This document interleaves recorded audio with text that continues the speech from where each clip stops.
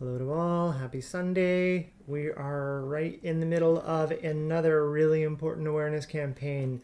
16 days of activism against gender-based violence. I did have to look at the corner of my eye to make sure that I remember the name of it. I'm so familiar with calling it 16 days. But the point and principle of it is a call to action to put an end to gender-based violence. And this is the 30th year that this has been ongoing, and when we put into consideration that it has been 30 years of a demand to end gender-based violence, and it doesn't look like that's happening anytime soon, is it going to be another 30 years, or what's happening?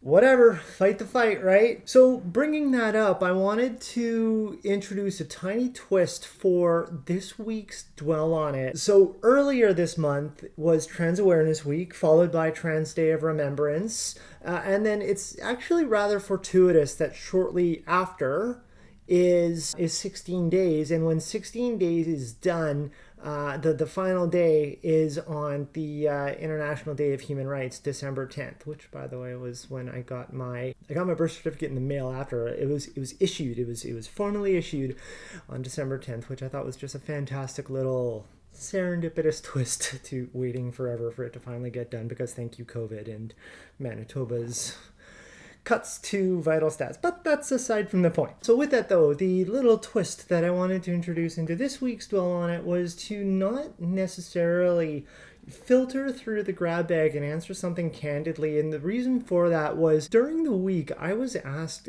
an incredibly fantastic question by a friend of mine that I feel would be important for us to introduce into this conversation, because it is super related to Trans Awareness Week, Trans Day of Remembrance, and incredibly related to 16 days of activism against gender-based violence. So I'm going to get right into this, and I'm not gonna lie, as I mentioned, that I do try my best to answer questions candidly before, and I do like to feel I'm a wealth of information, but I did kind of try to do a little bit of homework on it, but frankly it's not really any different than anything that I already know, so that's just a little disclaimer there. I really don't know how much time I plan on committing to this question, because it's a really important question. So this episode might just be on this one topic, or if it turns out that I happen to run my way to a something that I consider to be suitable for a solution, then we'll get back to regularly scheduled programming and dig in the grab bag and go from there. So the question that I got asked was, how much of transphobia comes from being uneducated versus straight up transphobia that comes from ignoring of facts? Now I think you can understand why I feel like this is like, yeah, we gotta talk about this now. I don't know. And it's not that I don't know because I'm unaware of what the environment is like around us. I don't know because over all of my years of just my own, whether it's personal research or whether it's for advocacy or whatever it would be, there's never been any statistics that I've been able to identify that answer that question. And I think a lot of that too is like, it'd be really difficult to just introduce a survey being like, what is the basis of your transphobia? I don't imagine that any places who have been able to produce and publicize surveys and whatnot have put that as one of the questions. That said, I would like to discuss the roots of those, and perhaps we can create an idea of how transphobia perpetuates. Can I reframe it that way? Let's do that. It's a crapshoot, and lots of times, well, they don't really overlap, but they might transition from one to another depending on circumstance. And you'll understand what I mean by this. Because fundamentally, transphobia is transphobia, period. I don't give a safe space for transphobia. I want to make sure that's incredibly clear. I also feel I can understand the difference between hate-based transphobia and incidental transphobia because of the lack of education. I'm not saying that one's more acceptable than the other, but what I do, like, I know this personally, and how I interpret it, it's or how I receive it, I should say, it certainly helps assess and address it as it happens. For example, if you have a workplace that denies you from using your pronouns, that is actively transphobic. but it might not be rooted in the knowledge of transphobia. It would be like, we have not practiced this as a business, and we don't know how effective it would be, so we'd prefer if you didn't. It's not making it okay, and that introduces the next conversation of, let's talk about why it's important and what can actually benefit from it. And then as education comes around, that business may or may not allow pronouns to be introduced in email. If it turns out to be heard and rejected, and that maintains transphobia, now that goes into that latter bit of ignoring facts. But like I said, that because it's transphobic right out of the gate doesn't always necessarily mean that it is doomed. Because as I mentioned, that with some education and coaching, you can actually grow significantly from it as a whole. Not yourself as the ally or as the advocate or as the individual trying to just allow some space for yourself, but as an entire unit to broaden the vision is a possible goal out of that when it's based on the lack of education. I think I squirreled around there for a little bit, so I hope I'm not too far off. But like I said, what I'd like to do is address the root of transphobia, because that really helps identify the difference when it comes to the lack of education and the ignorance of facts. Not only when it comes to the root of transphobia, but we also want to address the social and personal behaviors of people. That is one thing that is important. Like, there are a lot of moving parts when it comes to transphobia. Let's put it that way. One of the best things of coming out is you really get to identify the people who truly care about you. And then you really, really get to identify the people who are afraid of you for no right reason.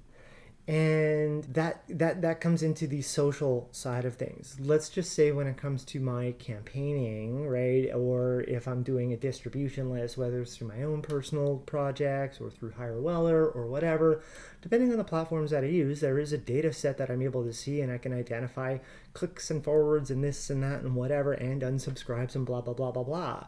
And it's easy to go ahead and see who's more than happy to click and engage with a petition, or even like something like a hockey pool or whatever. It's easy to go ahead and see that and see who's engaged.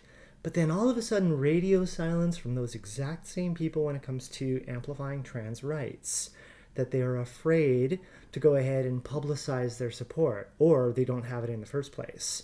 Because if they publicize their support, it's like, what, did you get the gay now too? Terrible little social elements that are completely off base. Because you would think that it's like, no, I've known this person, or I believe in this cause, or I respect trans individuals, or however it may go, and you don't need to judge me based on your bigotry, and I want to give this person a place to make sure that their voice is heard. But because there's a negative social consequence by the observation of others, or the fear of a negative consequence from the observation of others via allyship, they choose to stand back and allow transphobia to exist. Again, I'm bouncing, but like I said, that's because there's a billion moving parts, and that's the first thing that I think of, where it's not necessarily about the individual's brain themselves and how they choose to operate, but what is the consequence of how their brain operates. When it comes to the sources of transphobia, now let's bring it over here. I really kind of feel like I should have had a script or something made for this if I knew that I was going to be answering this question, but I know I can go off the cusp here. The sources of transphobia, if you ask me, and I believe we can just confidently run with me with this one here, the first place that I would look is the church. And then the second place that I would look is politics, because those two are in bed with each other, which is really weird because as far as I can tell, that's a sin. Those are the two main places that I would start looking at things. Overall, I'd like to just sprinkle patriarchy in there, but patriarchy is very embedded inside church and politics, so I'd be getting a little redundant. However, what I could say is patriarchy as the fundamental top of the tower, and then how it's displayed, whether it's through faith or through politics and so on, right? Like if we wanted to go ahead and change the world overnight, the solution is to address all the failures and the oppression because of patriarchy. But have fun flipping that table. That said, there are two major differences when it comes to church and politics as a root of transphobia. I'm going to get into church next because that one gets a little heavy. But when it comes to politics is a very narcissistic job, I guess, if we want to put it that way. It's really weird because all of these individuals get voted as public servants. However, As soon as they get elected, they feel that they're ruling their domain, typically. Narcissistic is a heavy word for that, but I guess also when you're looking at the different types of leadership, you can see is like, are you really into politics for the people around you? You want to go ahead and get a fat paycheck and just go ahead and rile people up. And that's the point. Typically, you've got your social servants, right, who legitimately are trying to create a better place for values that they believe in. And those are the key words, values they believe in.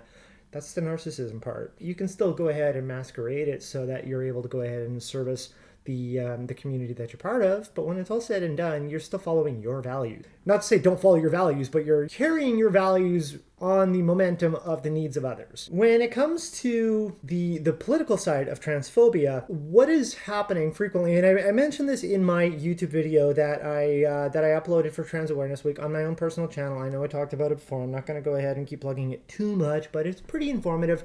But fundamentally, there is a lot of twisting of words and essentially fear-mongering and scaremongering that is done in the political base so that you can go ahead and have the uneducated individuals or the people who don't care to become educated, get them riled up and have them feel that they are losing something by allowing space for somebody else. One of the most powerful lines that I heard, or that I read, or that I used, I guess I should say, in that YouTube video. And this is from Adrienne Smith, who is a trans non-binary social justice lawyer in Vancouver. And the quote is, "But if all you have known is privilege, then equity and inclusion can feel like oppression, but they're not the same thing.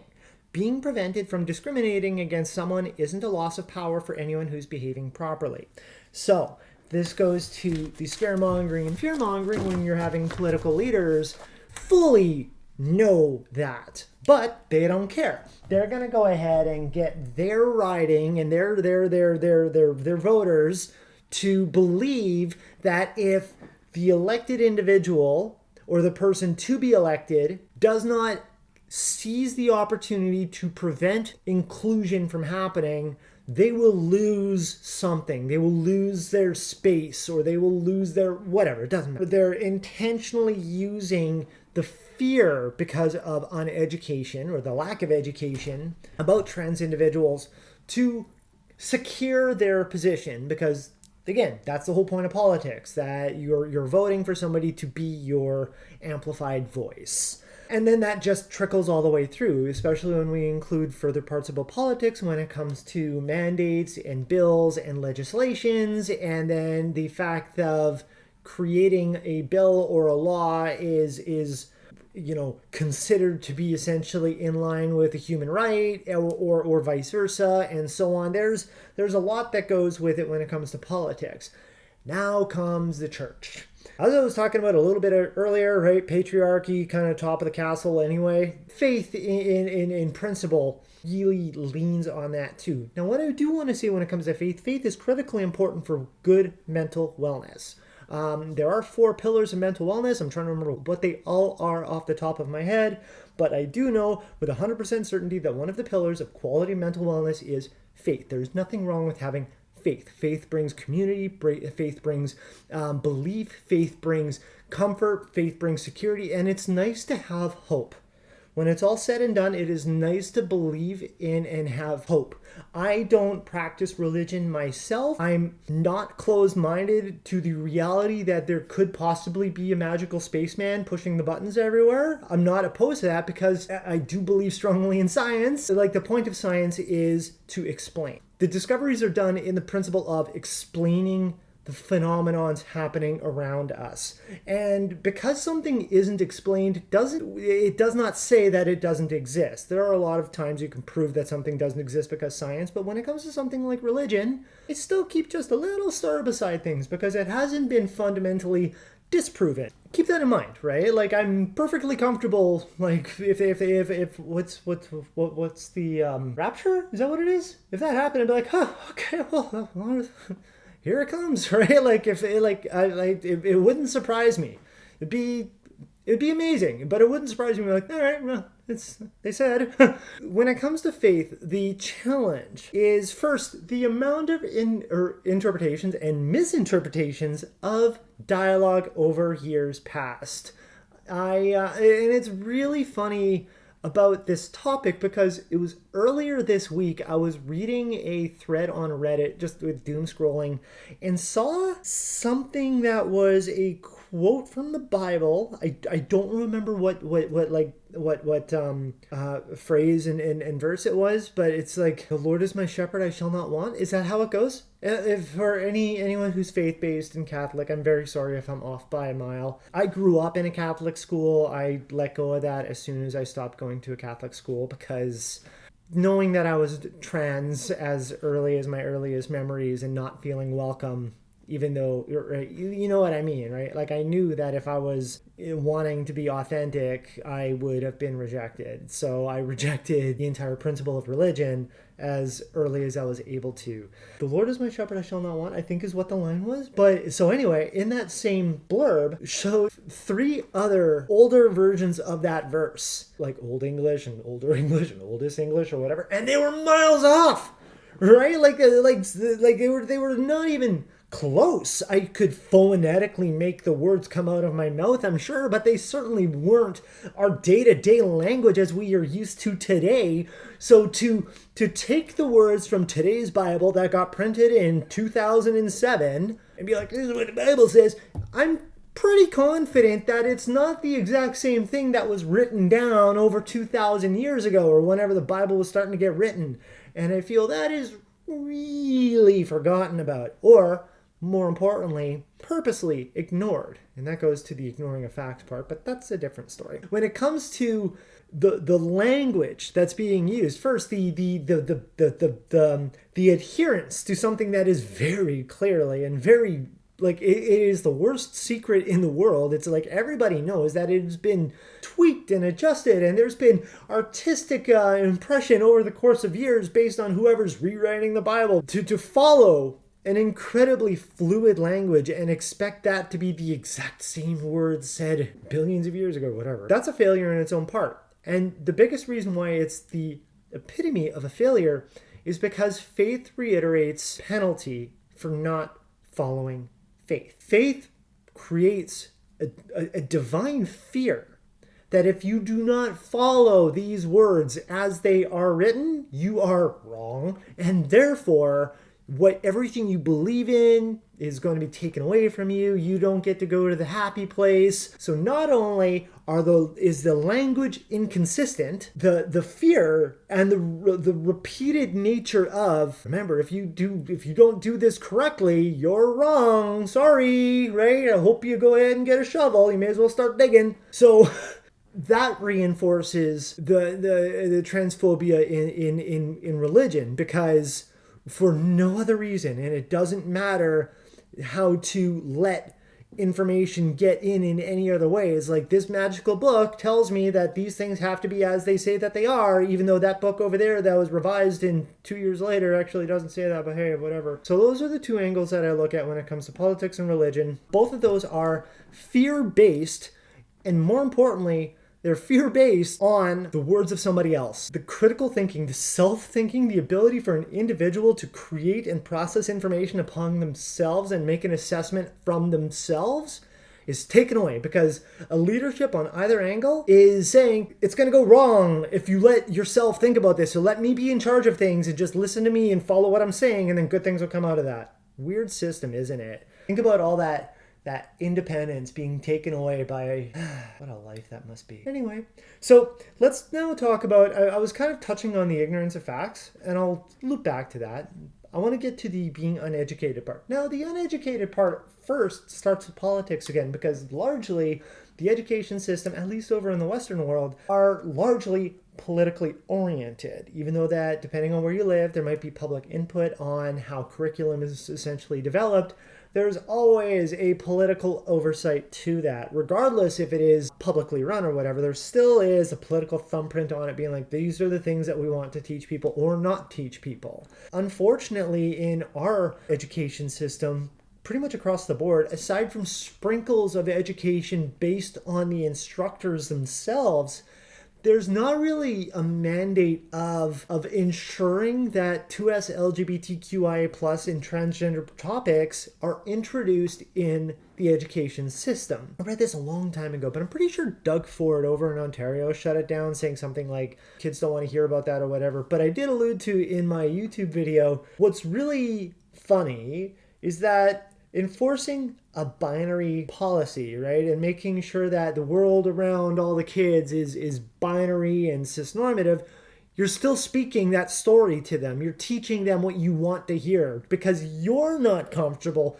with hearing about gender diversity, you're creating that as to be some sort of harmful thing to discuss with kids, when the reality is you're still talking sex and gender. You're just limiting it to the decisions that you feel is best to be heard. Little hypocrisy, but again, that's the politics part. That's the politics part, where that is, it's a very useless thing that came out of his mouth by being like, oh, we don't want to talk about that because reasons, except for the fact they're talking about it, being very transphobic about it. So when it comes to the education system, as I mentioned, that there's not enough information actually being put out there in the education itself to give awareness to the student bodies and so on about trans rights and diversity and gender fluidity and so on and so on and so on and so on. So let's fast forward all the way through. Now you've got people that are going through life and they are fundamentally uneducated about trans individuals. Now what I mean by being fundamentally uneducated is they are literally clueless. They have no concept at all about trans individuals. Now that goes into the personal side of things, that depending on their personal bias, right, or their social construct, how they handle an incident involving a trans individual determines not about their education, but what happens next. Every single human being responds to something that is foreign with fear. Functionally, if you see something that is foreign to you and you're uncomfortable with it, you are going to create a critical assessment about it. Does that give a hall pass to being terrible about it? No. If, however, that this individual learns about trans individuals and learns that behavior that they may have inadvertently been doing that is transphobic, and if they learn that what they have been doing is functionally harmful to trans individuals and go, I didn't realize. Nobody ever told me. I never understood how this actually mattered. So that was an uneducated individual. They still ended up causing harm over the course of their life because of the lack of education and most likely not having anybody in their radius at any point in their life being like, hey, yo, bad things, stop them, right? Like if it's allowed to continue, you think about it, if you're allowed to continue to do something, then you're going to imagine that it's not wrong. That's the uneducated part. And it at least gives a window of opportunity for becoming better. And what's especially nice is that depending on that individual, is their lack of education because of their ability to get educated or the education provided to them, because those are two different things. If they're not able to be educated, this might get into the ignorance of facts part. But if they are able to be educated about, like, hey, what you're saying or doing is not acceptable because it's harming individuals, and they go, oh shit, I'm so sorry. Oh my God, I've been doing this for a while. I'm so sorry. I must be better. Those are good things. Those are good things. Now, I'm not saying to every trans individual out there to just hang in there because everyone's just not read enough books yet. I'm not saying that. And I'm not saying just, keep taking it on the chin. I'm not saying those things, right? I'm not saying just deal with it because not everybody is as smart as we'd like. And those are not my words.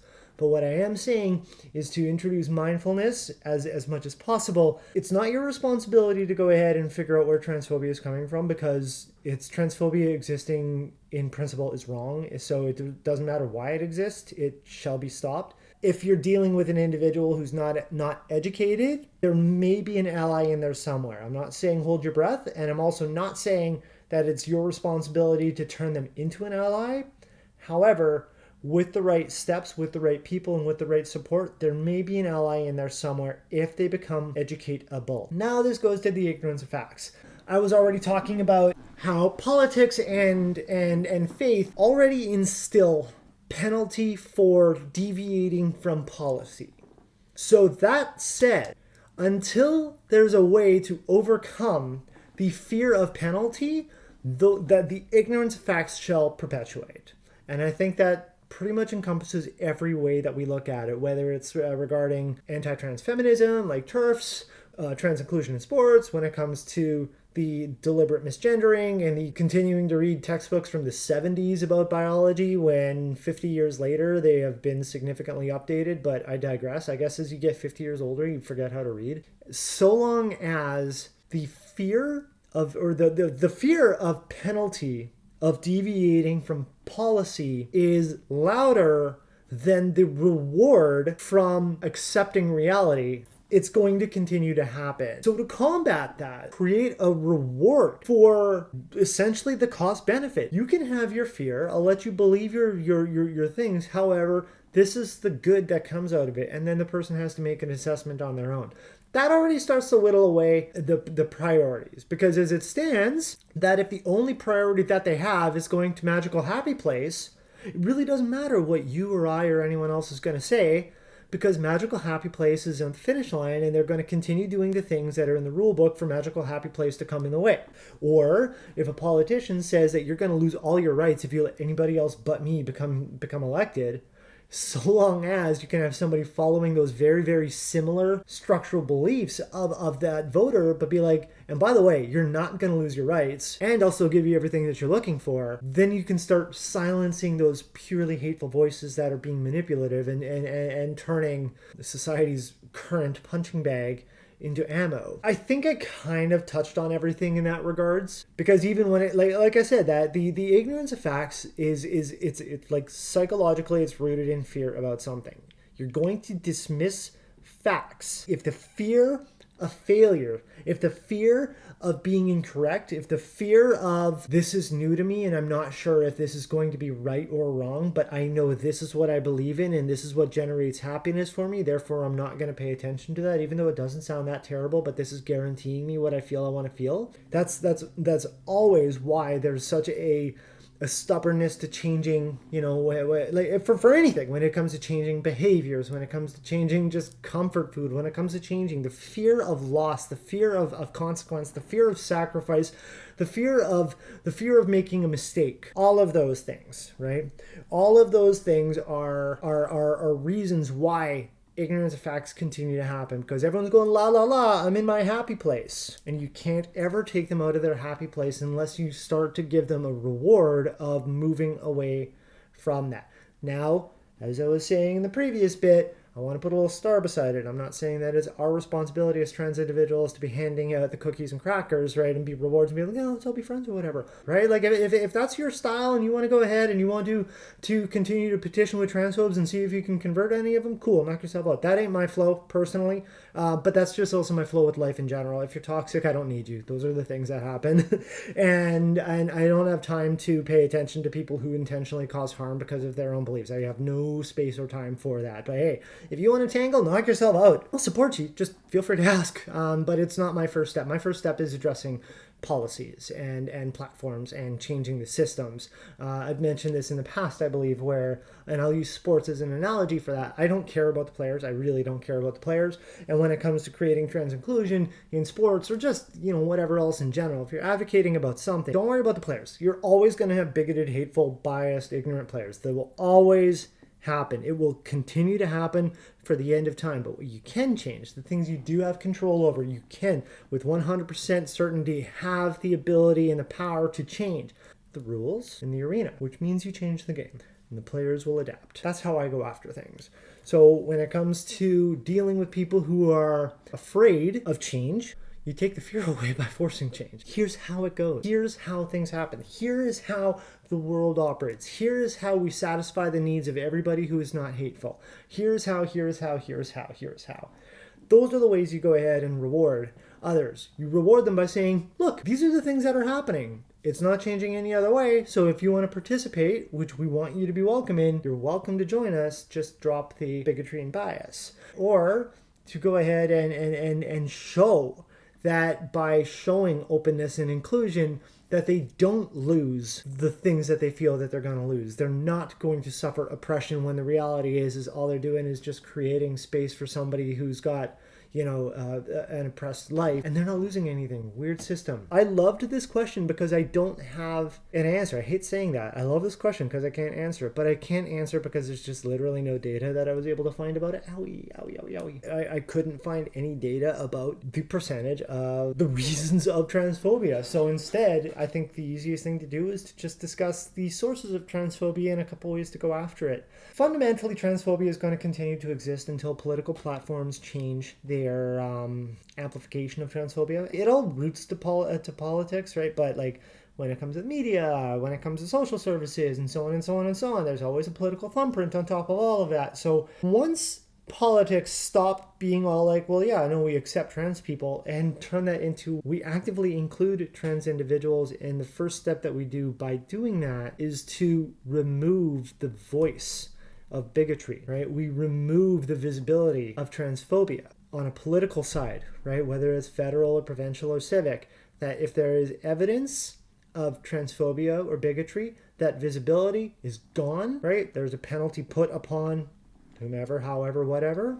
And then that will start to create systemic changes. The rest goes down the waves. And then, as I mentioned, when it comes to the church, I feel very strongly that if people understood that the amount of revisions that have been done and the archaic nature of faith in the first place, and the world evolves and changes. Religion and science are actually very much intertwined, and there have been a lot of scientific discoveries over the course of religion, so I would not be surprised if people who wrote in whatever scripture it's going to end up being, they could learn and rephrase some of their language if they were able to go ahead and just sit in the same lab and discover some things with their peers. But that's another story for another day.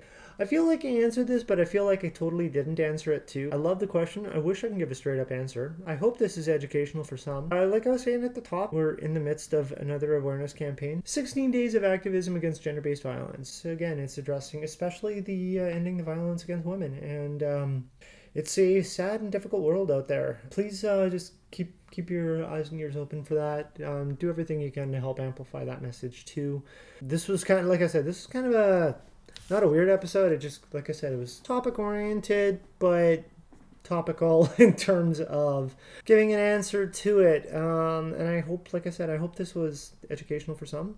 Same as always, please amplify, share this message. Of course, it's going to be on our Instagram channel. I continue to put a copy of it on my personal YouTube channel. So if you want to follow me on YouTube, feel free to go ahead and subscribe with me there. Throw a like on it. Apparently it does something for algorithms. I know I'm not at like 50 billion subscribers, so I don't think it's going to make too much of a difference. Please feel free to just amplify this and just keep it going, because this is one of many that's continuing going. I have so many more questions in here too that still looking forward to carrying on with. Dwell on it. Really appreciate the questions that people ask and the just the contributions for that. Just keep it coming. This is it's going to be another long year. I know it already, and everything and anything that you're willing to do to help amplify and share the message or help promote it or whatever. Always willing to chat with more people. So hope everyone has a great rest of your day. Have a great rest of your week. Thanks for hearing this random babble. Thank you so much for the question. Yeah, this was a wild one. Oh well, shit happens sometimes. Have a great night, everybody. I'll talk to you later.